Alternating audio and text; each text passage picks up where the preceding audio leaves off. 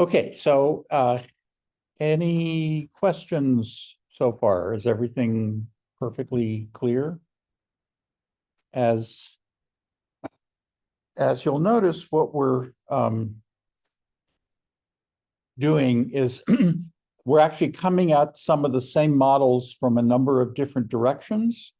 And part of the purpose of that is to kind of leverage and ratchet up the new elements of modeling that are being introduced. In other words, if we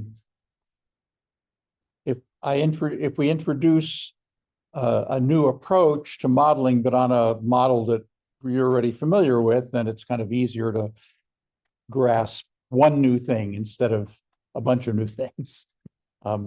So going on, though, there are still two basic threads in the class. The main one is about this event graph modeling and all the different additional nuances and features that one can do just on pencil and paper or in a drawing program or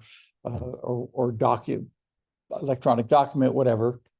I mean, back in the day, actually these were introduced before there were these fancy drawing programs and other things. So it was purely pencil and paper, and actually there is a certain benefit to doing it with pencil and paper. I know that just for the purposes of presenting it, it's a little easier to do it using electronically. When I'm purely in person, though, I will typically just use the whiteboard. So, and when I'm actually kind of formulating and doing one of these myself, I get a big piece of paper, a pencil, a big eraser, and just start drawing, defining things. But then the biggest challenge is usually figuring out what these events are and how they schedule each other. And one of the things is there's this sense that simulation is all about the software. For some of my colleagues, if I say, oh, I'm teaching the simulation course again, the first question is, oh, what software are you using? And the thing is, the challenge of simulation is in the formulation of the model. Like these pencil and paper exercises I'm giving you are going to be the most challenging part of the course. Why? Because modeling is essentially a creative endeavor. It requires a lot of thinking. It requires abstraction. It requires understanding enough about the system that you're trying to model that you know the difference between what an essential feature is and what a non-essential feature is. Such as, so for example, the multiple server queue models that we've been talking about so far, they can be used more or less in a number of different contexts, like a commercial establishment, a bank, a ticket counter, the DMV for the transfer line like things. But in each of those systems, there are many, many more features that are not being presented in the model. So modeling is primarily a process of abstraction, of taking something concrete and abstracting the key elements of it. And there's no right answer for that. It all is very situationally dependent. And the meta message you should be getting, for example, when we go from the basic multiple server queue model with infinite queue size to the finite queue size, is the fact that, okay, in some situations, it's okay to have as big a queue as you need, and in other situations, it isn't. And as we go on, we'll be kind of looking at different characteristics of that, and also modeling the same thing using a number of different approaches. In fact, in the assignment that I asked you to do, I think I asked you to just to take the simple basic multiple server queue and model it two different ways. So you now have at least three, and then if you put in this simple server that we talked about yesterday, that's yet another way. And then next week when we add entities into the mix, there's going to be yet another way. And so the idea is not to stop with these, but that you were building up a language of modeling in that event graph thread. And then the other thread is the implementation. There's a Java one for those of you here. There's a Python one for those who are using Python. And the meta message there is that basically the same event graph model can be implemented in whatever language can support the kind of features that are required. And what is required? Well, what's required is just basically the event list algorithm, the ability to schedule events and process of events according to the logic of the event graph. That's all, so the question is what software are you using is kind of a non-interesting question. The software that we're using are two libraries for two different languages. You can do this in any language, so it's not that there's any of this is sacrosanct. In fact, some of the first, actually, I in fact did code some of the first event graphs in an ancient simulation language called SimScript way back in the day. So that would, and since then I have, well, we're doing in Java here, been done in C++, done it in Objective-C, and now Java and Python. So it's like, all you need is an event graph, an event list, sorry. And the ability to do things like generate random variables and just have basic logic. So the software is not important. Well, I mean, it's important in the sense that I'm going to make you do programs, and if you get them correct, you have to get them correct. But which one it is not important. What's important is that there is one. So anyway, okay, so. As those of you who've had me for a little while know that sometimes I get on a soapbox and forget what I'm where I am. So, all right, get off the soapbox, bus. All right, so let's. All right, can everybody see this here? All right, so today, yesterday we modeled in the transfer line component, the transfer line in one big blob. And then we modeled the multiple server queue as a component where we had an arrival process and the simple server as two different pieces of it. And so we're going to do something similar for the transfer line. And the motivation for this is that when you componentize these things and you build up a library of these components, you can then start assembling them in different ways to get more interesting models without doing a lot of extra coding. Okay, so we're going to basically do what we did for the simple server for the transfer line, and that will introduce sort of another little thing that we can do, which is actually, quote, subclassing event graph components. So once we componentize things, and there's an analogy between an event graph component and a class, then because we can create a subclass of a class, we can also create a sub-event graph of an event graph component. So that will come into play in a simple way. And then we've been touching on this, and that this is in the next computer assignment there about event priorities, what that means, and it's important to understand what event priorities do and what they don't do. And then finally, if you remember, because the inventor of these was a minimalist, and said, okay, we're not allowed to have four things like for loops or even if statements within the event graph, within the event itself. In other words, the idea is that all of the state transitions are relatively simple things, not complex logic. So what can we do if we want to model an if? As we've seen, if we want to model something like a for loop, we can do that with events. We can do the same thing with if conditions. Okay, so the transfer line component, it's the same.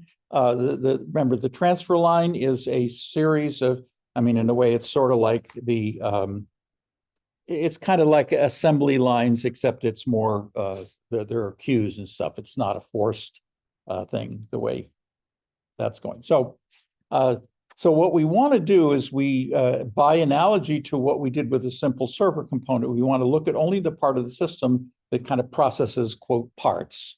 And we're not going to model the arrival of those. We're going to pull that out because this arrival process, that very first event graph that we looked at, it turns out to be just a very useful concept, a very useful little thing to put into a particular situation where things are arriving periodically. And now that we have the idea of this listener, so we can listen for those arrival events as we do in the simple server component. Now let's see what does it take to do something like that with our model of the transfer line? And this, and we're also, I should say, next week we're going to kind of add another dimension to this by introducing things called entities that are going to model the actual customers, which we're not doing right now. Right now, we do not model the specific individual customers. That's why in these models, we need to use Little's formula if we want to find things out about averages or things like the time in the system. Okay, so the parameters are more or less the same. Yesterday, I think I used M for the number of workstations. Today, because it's my prerogative, I'm going to use N. So MN. So we have that many workstations, and then we have the service times at each workstation. So that's basically going to be an array. We have the number of servers at the workstation. Again, both of these using the zero-based indexing. That's not really a law of nature, but it's something that all modern computer languages use this silly zero-based indexing of, so we're stuck with it. But we notice we unlike the previous one, we don't have the inter-arrival times because we're going to be using our arrival process, but we have to tweak it, as we'll see. So similarly, state variables, we have the number in the queue for each individual station. So that's also an array. And the number of available servers, likewise an array. It's initially going to be the total number of servers. And so just kind of pulling out the piece that we had. Okay, what are the two essential pieces are the initialization of the states. So that all comes from its run method. And like yesterday, we have this sort of init guy. This is our for loop. And in this particular case, so we initialize it with 0, and it kind of keeps spinning until it's done. And now, like the simple server, we don't have anything scheduling this arrival. And here, for whatever reason, I changed the index to J. I think if you look carefully, these are all at least supposed to be J's. It's kind of with this particular font, it's kind of hard to tell, but those are supposed to be J's. So, what's the lesson there? The idea is that because these are formal parameters, that what you call them doesn't, is arbitrary. So just like a method, if I have like this method would be in SimKit, it would be do arrival int j, say. But if you wrote it int arrival, you know, int I, it would be exactly the same. And in fact, it's a little preferable to use a more compelling name when you're writing the code. So what I would, in the implementation, it'll be do arrival int station, because it's the arrival at that station. So it's the station name emphasizes the fact that it's at that station, whereas I or J or just some letter doesn't tell you much about that. However, you know, so why are we using I's and J's and things like that here? Well, because it's going to, using compelling names is just going to clutter up the event graph and make it look, you know, just make it look much more cluttered than it has to be. And there are two advantages of these event graphs that I hope you're starting to see. One is that you can kind of, the main one is that you can kind of see the structure of the thing. You can see when you're used to this pattern here, when I see this pattern, I know this is going to be some kind of queuing like thing. You know, so I see these three events in this form here. Now, you never want to boilerplate it in the sense that in this particular case, without this extra scheduling edge that takes you from end schedules and arrival at the next workstation from the previous workstation, without that, then this isn't going to work the way you want it to. But the thing is that, you know, even without creating the program, you can kind of walk through how this is going to be. So an arrival is going to schedule a start service, which is going to schedule an end service, which could schedule another start service.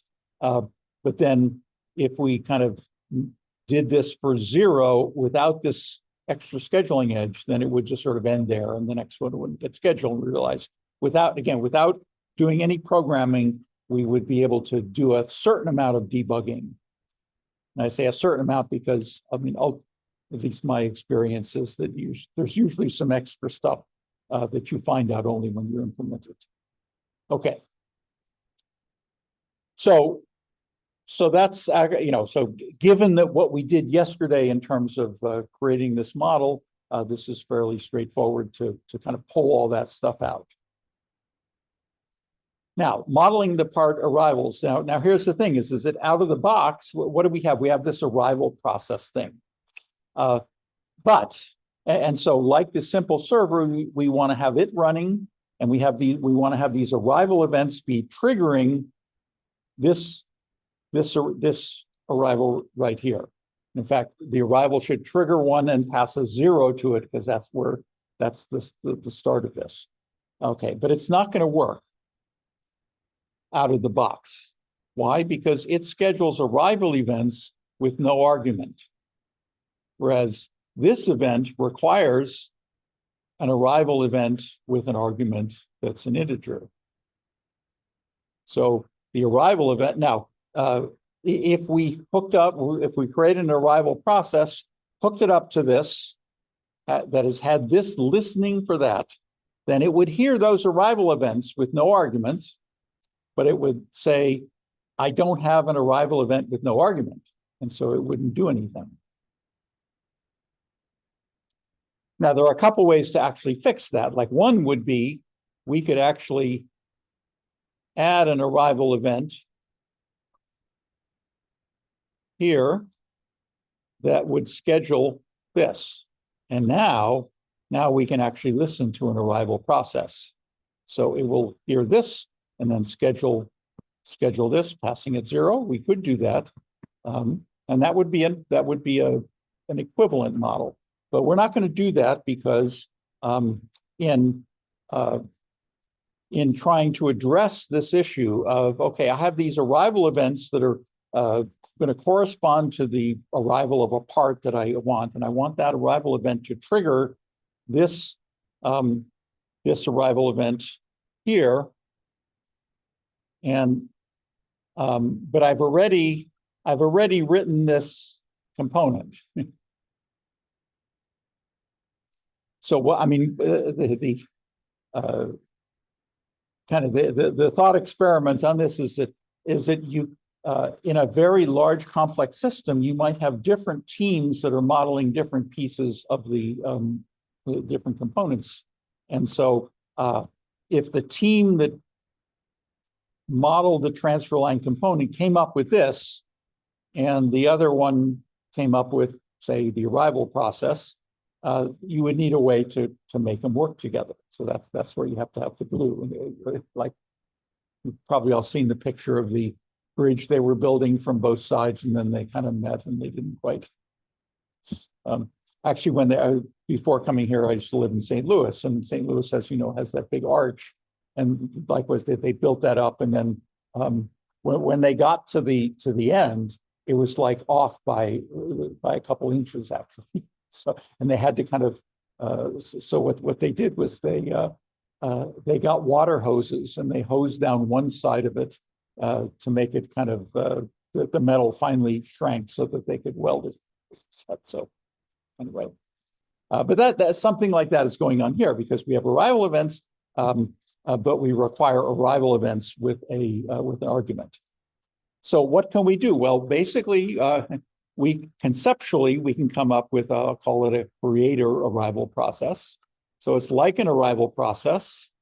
So this piece is like an arrival process, but each arrival is just going to schedule an arrival event with an argument but passing 0 to it.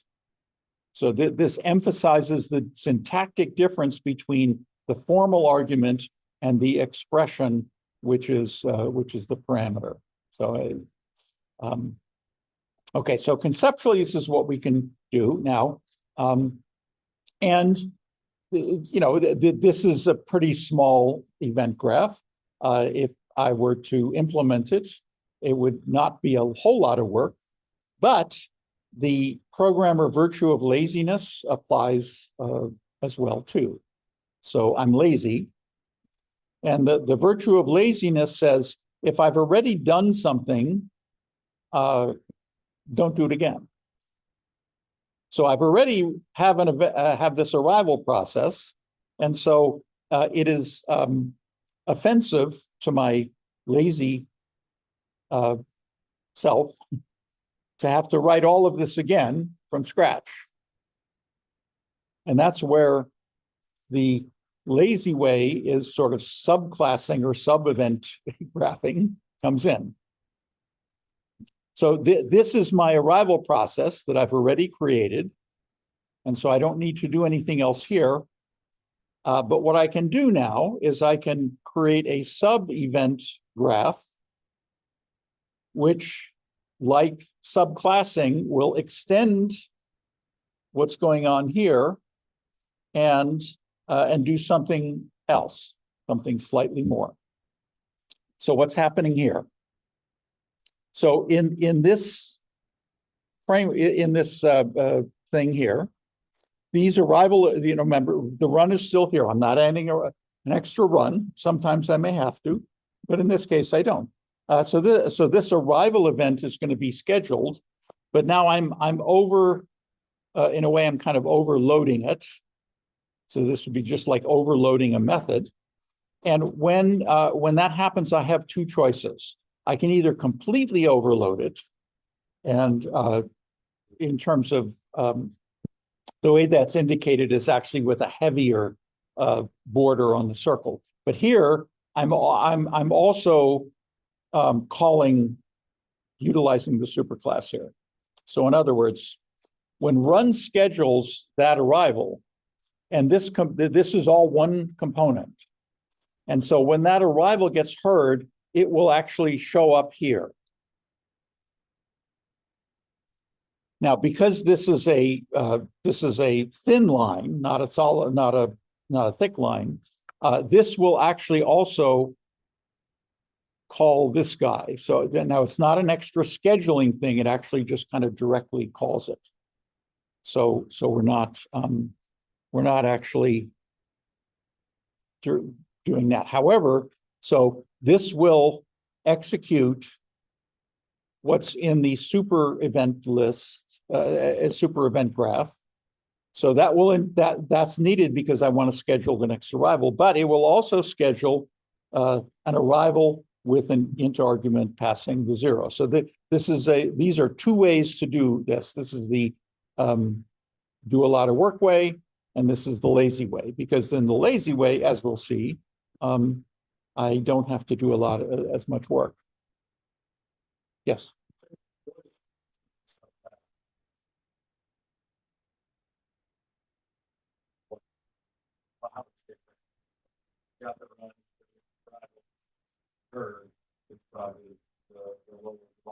Right. Well, it's not a listener because I'm not. This is all one object.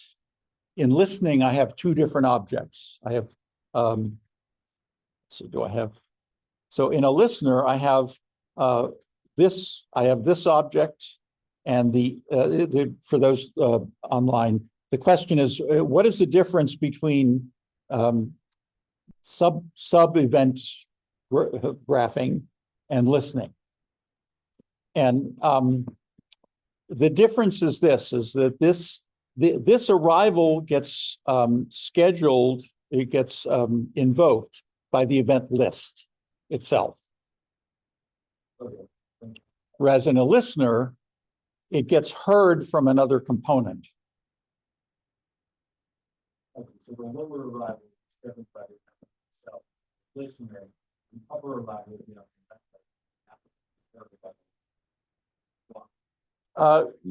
No, it's not heard. It's all part of one thing. Yeah. Yeah. Yeah. Yeah, exactly. Yeah. So yeah, we said and in fact, in the text, that's actually there's actually an example of that. In other words, let me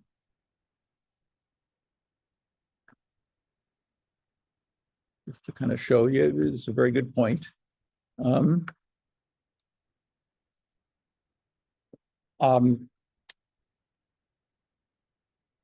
So here's the arrival process. So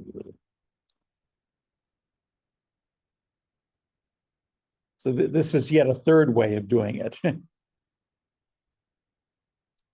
And then here's my transfer line over here wants an arrival event with my argument I. And so the other option to use listening would be to write just another whole component completely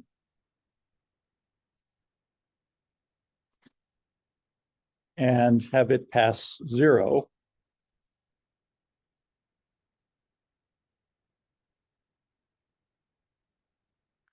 And so now this is all using listening.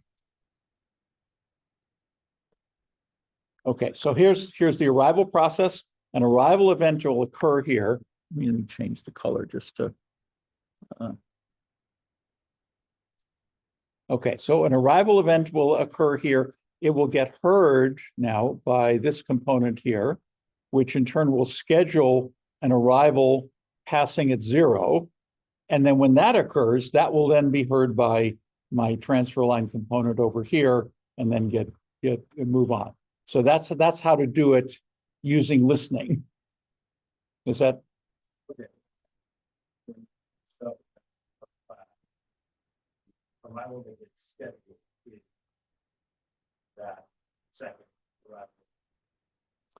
Well, the different here I have, this is a completely separate object. That's a completely separate event graph. Whereas here, this is all one component. This is all one thing. Is that? Maybe in seeing and thinking, I'll understand why that makes a difference. Looking at the graph, it's Yeah. Yeah. Yeah. I'm not saying it's It's one component because we say it's one component, it's two components from the line. Seeing SimKit on understand why. Yeah. Okay, yeah. Well, yeah, for those online, he was observing that just I was drawing some things and saying it was, it's like supposedly Lincoln once said, if you call a tail a leg, how many legs does a dog have? And the answer is it still only has 4, because if calling a tail a leg doesn't make it a leg. So what was being pointed out was, okay, I was calling it something, but it wasn't clearing it up. And the comment was, okay, if we can see it in code, then that might make a little bit more sense. And you're spot on. And before I do that, unfortunately, see, notice that we're, because Java allows overloading methods, we can do this in Java. In Python, we can't. Python, and this is kind of unfortunate, the Python language does not support overloading. So when we do this in Python, we actually have to give this a different name. So we're kind of stuck now. Let me, I'll show the whole thing. So if I put this up, can you see that? Okay, so I'll do it in SimKit first. And if you do a pull, so here's the arrival creator in SimKit, and I'll do it in Python in just a moment. Okay, so now we're extending arrival process. So we're subclassing arrival process, not SimEntity base. Well, I mean, ultimately, yes. So we're just extending arrival process. Because of Java's quirks, I have to explicitly write the constructors. Otherwise, it's just going to give me a 0 argument one, which I mean, I could sort of live with, but the convention is still, if I have a component that requires parameters, I give it both a 0 argument constructor.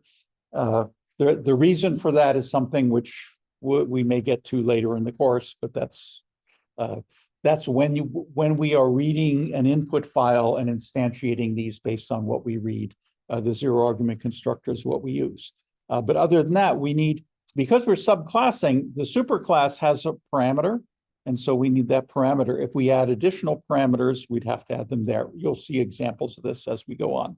But basically, here is the arrival event, and this is what so what we're doing is we're just implementing this piece right here.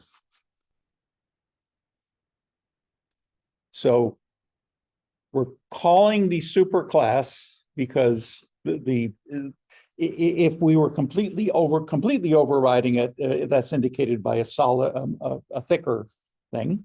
So we call the superclass arrival, and now we're also scheduling an arrival event with the 0 delay passing at the parameter 0.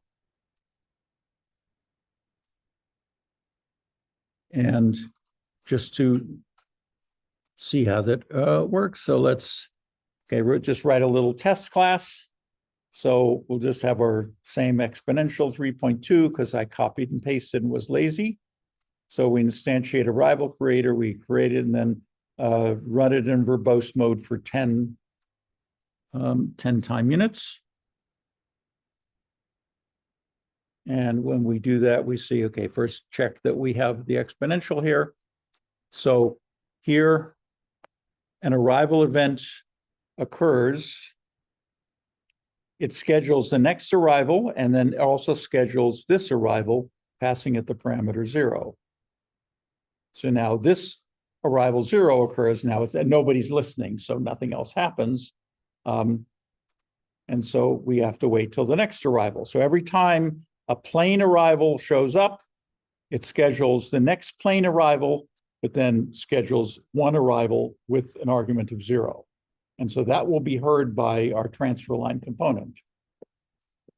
And okay, has that cleared the question up a little bit?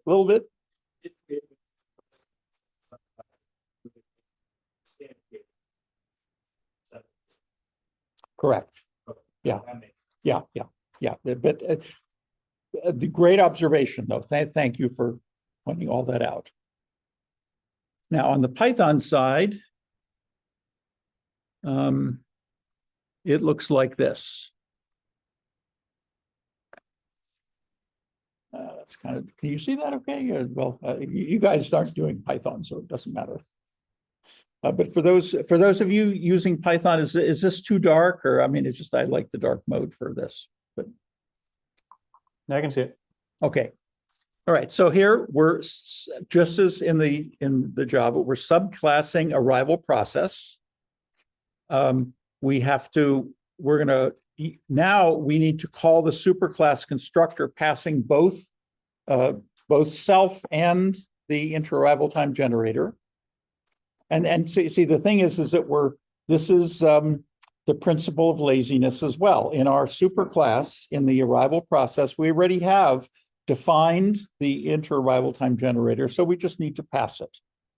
And so here's the arrival event. So we need to call the superclass arrival event and then schedule. Now, in this case, we have to schedule a part arrival, because if we schedule an arrival, then Python will either complain or try to, it would be nice if Python supported overloading, but it doesn't.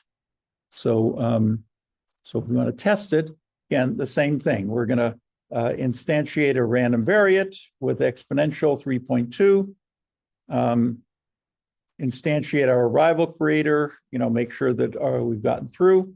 Run it in verbose mode for, okay, I ran it for 20 time units. But if we run it, we see that, again, the same. Now here, this is less. Well, we see that the arrival event occurs here. It schedules the next arrival event and then schedules the part arrival event, immediately passing at the argument 0. And when that occurs, again, nobody's listening. So when it comes to events and listening, it's like if it were a tree falling in the forest and nobody's listening, then it would be like it didn't occur. So.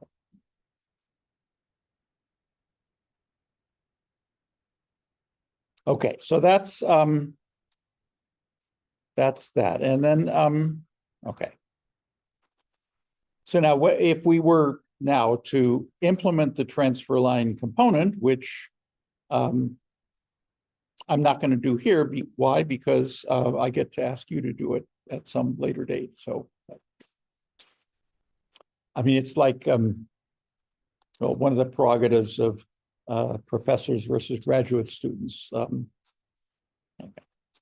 Okay, so now the last, okay, the last bit we've been kind of actually touching on this a little bit, but I want to make sure that I cover it explicitly. That's event priorities. The thing is that because many of the typically continuous random variables are used for like inter-arrival times and things like that. Why? Because things happen when they happen. They don't happen at exactly time ticks.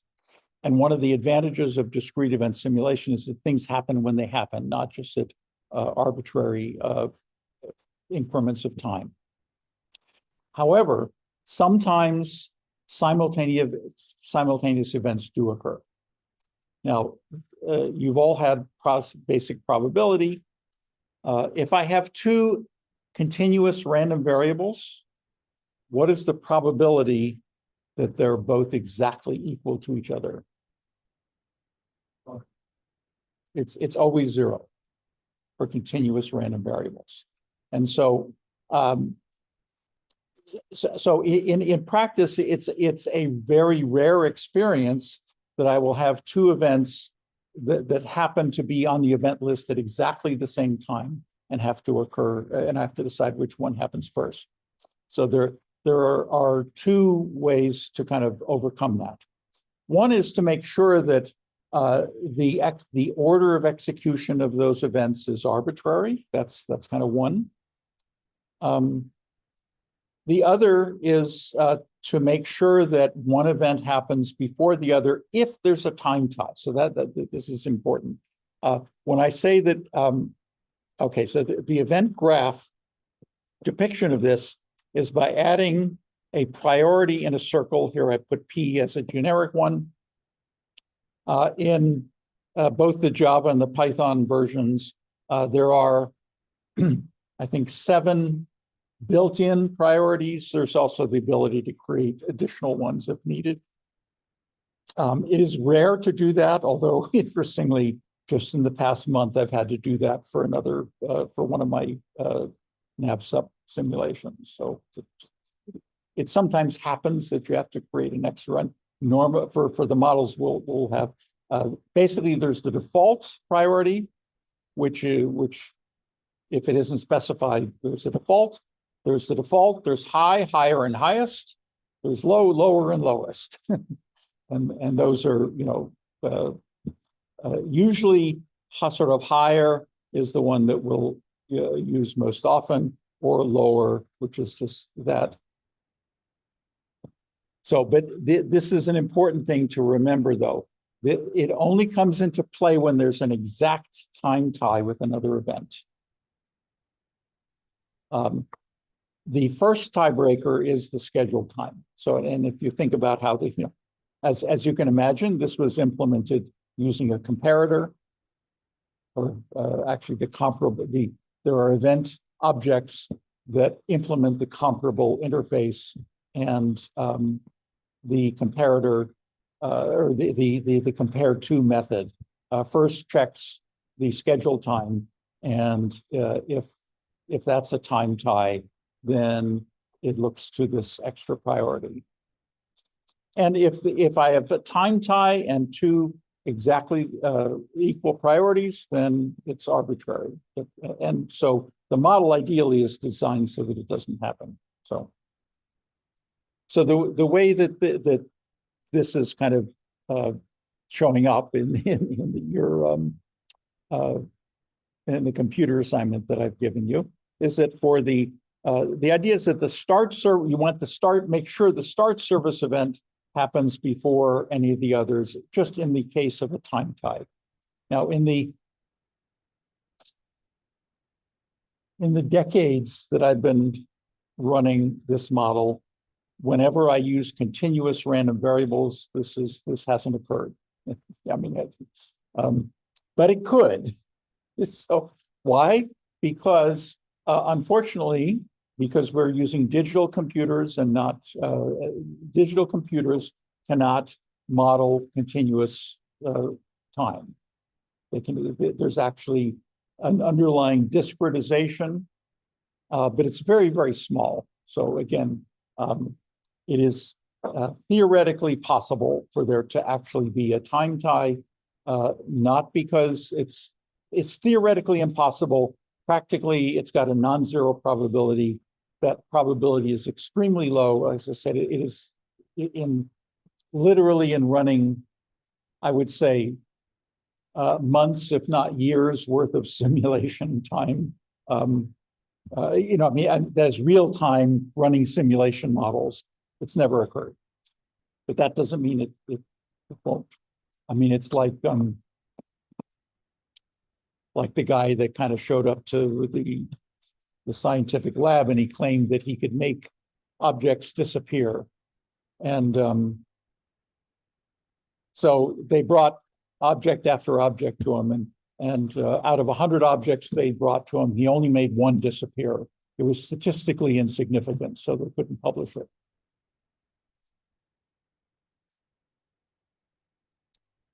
Okay, the last little piece, and I can go through this fairly quickly because this is straightforward. We saw how to model for loops using events. We can do a similar thing using the Boolean conditions if we want to model an if test. So an if cannot, in strict event graphs, we can't put an if in here. But if I want to do something like that, I can put a Boolean condition here.